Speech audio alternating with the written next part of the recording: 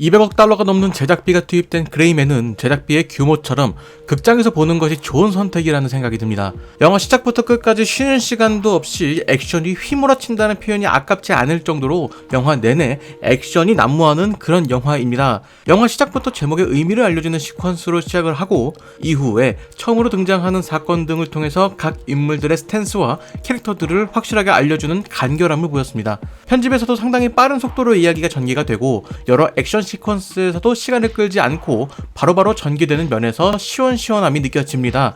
거기에 편집 리듬도 괜찮은 편이라서 액션 시퀀스 내내 몰아치는 것이 아니라 중간에 숨을 고를 수 있는 지점들을 마련해 두었다는 것도 특징입니다. 영화를 보면서 화장실을 갈 타이밍을 못 찾을 정도로 영화 내내 휘몰아치는 것을 보고 있으면 영화를 연출한 루소 형제의 전작들인 마블 영화들이 오히려 감독덕을 보는 것이 아닐까 하는 생각이 들 정도로 상당히 상업적인 스탠스를 보여주고 있습니다. 즉, 이 영화는 상업적인 면에서는 좋은 선택이라고 할 수가 있을 겁니다. 제가 올해 본 영화 중에서 상업적 관점에서는 가장 괜찮은 영화다라고 말씀드리고 싶습니다. 그 정도로 상업 영화에 기대하는 시청각적 효과들은 상당히 만족스럽습니다. 다만 영화가 속도를 중요하게 생각을 해서 스토리나 액션에 생략되는 면들이 많습니다. 한마디로 정신없이 액션들이 쏟아지는 상황들이 이어지다 보니 스토리에 대해서 생각할 공간이 없는 것도 사실입니다.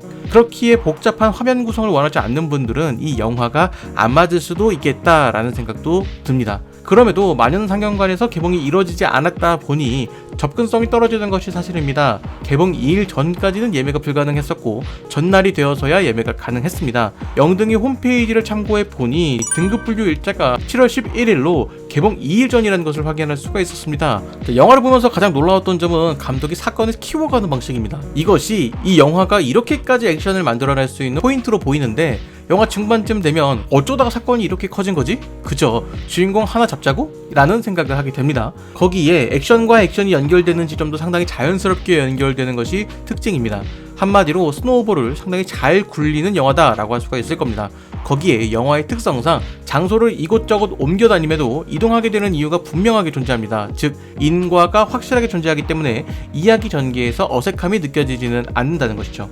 물론 이야기가 아주 신선하거나 그렇지는 않습니다. 어쩌면 일반적인 할리우드 블록버스터와 크게 다르지 않다라고 보실 분들도 있을 겁니다. 그럼에도 제가 이 영화를 추천드리고 싶은 이유는 여타 다른 영화들과는 다르게 사회적인 메시지를 품고 있지도 않은 그런 모습을 보이기 때문입니다. 관객들에게 재미를 주기 위한 것만 생각한 듯한 모습이죠. 자, 그렇기에 영화를 보면서 걸리적거리는 부분들이 없습니다. 그 정도로 영화가 아주 그냥 KTX급으로 무언질주를 하는 영화다라고 말씀드릴 수가 있을 것 같습니다.